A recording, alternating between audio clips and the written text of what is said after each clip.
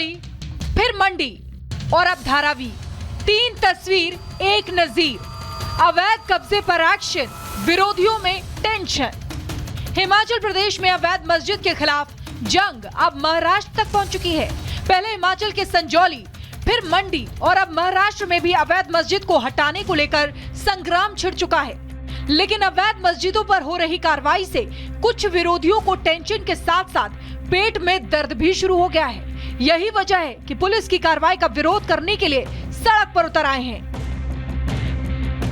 महाराष्ट्र के धारावी में महबूब ए सुबानिया मस्जिद के अवैध हिस्से को तोड़ने को लेकर इलाके में तनाव बढ़ गया। बीएमसी की टीम जब अवैध कब्जे को तोड़ने पहुंची तो भीड़ ने हंगामा शुरू कर दिया। लोग बीच सड़क पर बैठकर नारेबाजी करने लगे।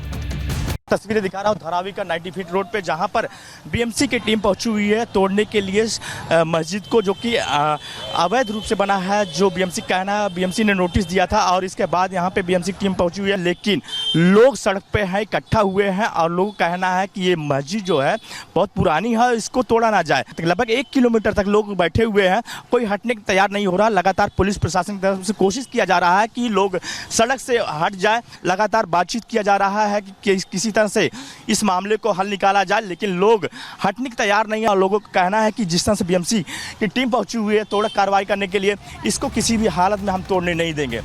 यही नहीं, आरोप है कि प्रदर्शनकारियों ने बीएमसी की गाड़ियों और सड़क किनारे खड़ी गाड़ियों में तोड़फोड़ की।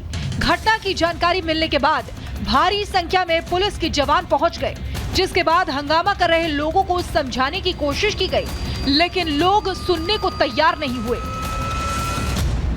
जो ट्रैफिक फंसा हुआ है उसको निकालने दो, ट्रैफिक बस को निकलने दो। बस ये अपने लिए रहती है, उसको आप बिल्कुल ये मत करो।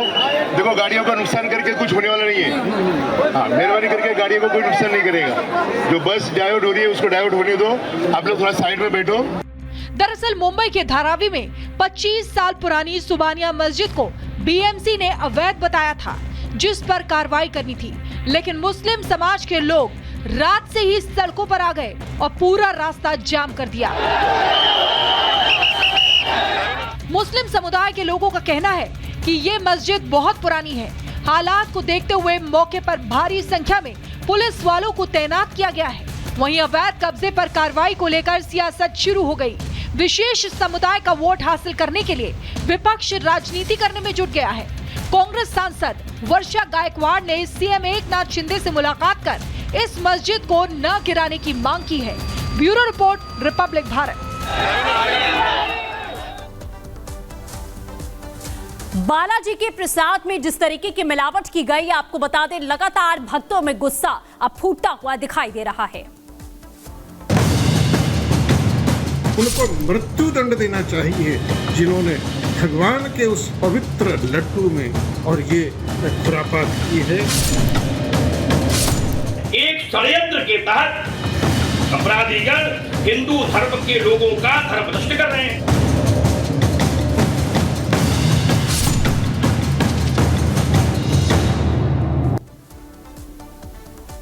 तो तिरुपति मंदिर में किस तरीके से आपने देखा कि प्रसाद में मिलावट की गई, जिसके बाद जनता में आक्रोश है। जनता सवाल पूछ रही है और इंसाफ की मांग कर रही है कि जो दोषी हैं उनके खिलाफ में सख्त कार्रवाई की जानी चाहिए। लेकिन सवाल यही कि आखिरकार इस नफरती मानसिकता के पीछे की सोच आखिर किसकी है, देखिए इस रिपोर्ट में।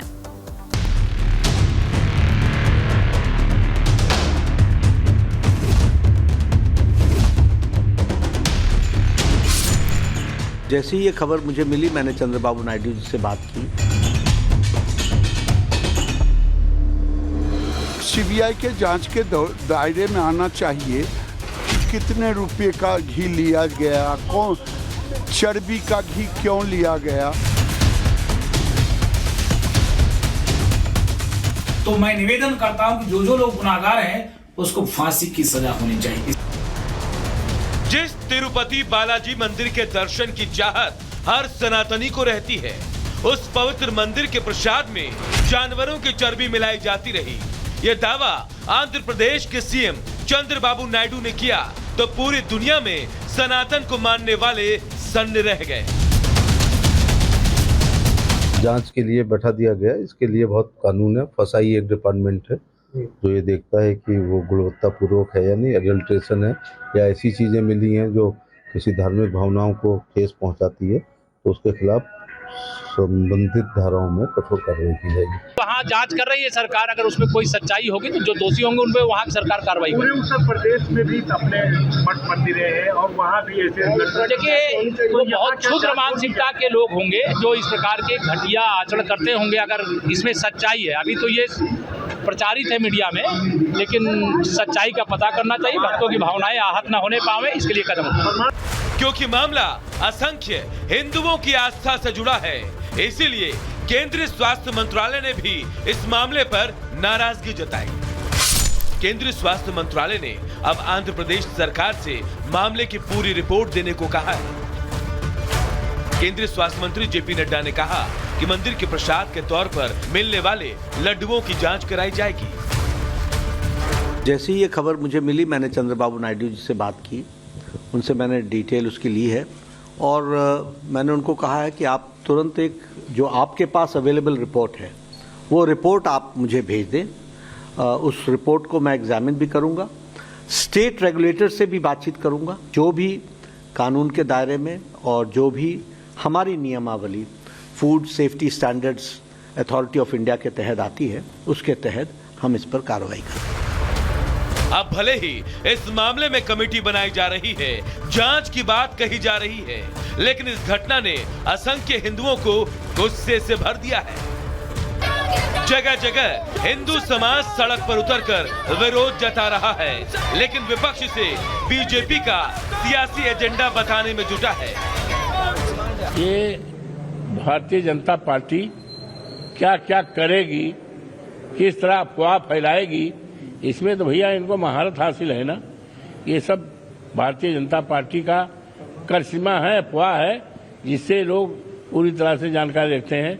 ये विश्वसनीय चीज नहीं है, मैं विश्वास नहीं करता। तमाम रिपोर्टिंग तो भारतीय जनता पार्टी के दबाव से हो रही है। ये सियासी बयानबाजी तब हो रही है जब नेशनल डेयरी डेवलपमेंट बोर्ड की रिपोर्ट में लड्डू बनाने में इस्तेमाल होने वाले घी में फिश ऑयल और एनिमल फैट की पुष्टि हुई है। बताया जा रहा है कि आंध्र प्रदेश में सत्ता बदलते ही 12 जून को तिरुपति मंदिर के प्रसाद में इस्तेमाल होने वाले घी की जांच के नमूने लिए गए और जांच रिपोर्ट 23 जून को तैयार हो गई थी, लेकिन खुलासा सितंबर में हुआ जब नायडू सरकार के 100 दिन पूरे हो गए। इसलिए इस मामले को सियासी चश्मे से देखा जा रहा है, लेकिन जिस तरह से करोड़ों हिंदुओं की आस्था के साथ अनर्थ हुआ है, उस पर कई सवाल खड़े हो रहे हैं। सवाल है कि क्या मिलावटी घी इस्तेमाल करके हिंदुओं के धर्म को जानबूझकर भ्रष्ट करने की साजिश रची गई? सवाल यह भी कि जब जगन मोहन की सरकार सत्ता में आई तो उन्होंने तिरुपति स्थानम बोर्ड में अपनी पार्टी और विचारधारा के ऐसे लोगों को क्यों शामिल किया जिनका हिंदू धर्म से कोई लेना देना नहीं है और जो हिंदू धर्म में आस्था ही नहीं रखते? सवाल ये भी है कि आखिर राज्य सरकारों की नजर हिंदू मंदिरों पर क्यों रहती है, क्योंकि खुलासा हुआ है कि देश के 10 राज्यों में करीब 1,10,000 मंदिरों पर राज्य सरकारों का नियंत्रण है। सवाल ये भी उठता है कि क्या प्रसाद के मुद्दे को सियासी रंग दिया जा रहा है? और आखिर में सबसे बड़ा सवाल यही है कि जो लोग इस मामले पर दोषी हैं, उन पर क्या कार्रवाई की जाएगी, क्योंकि रिपोर्ट आ गई है।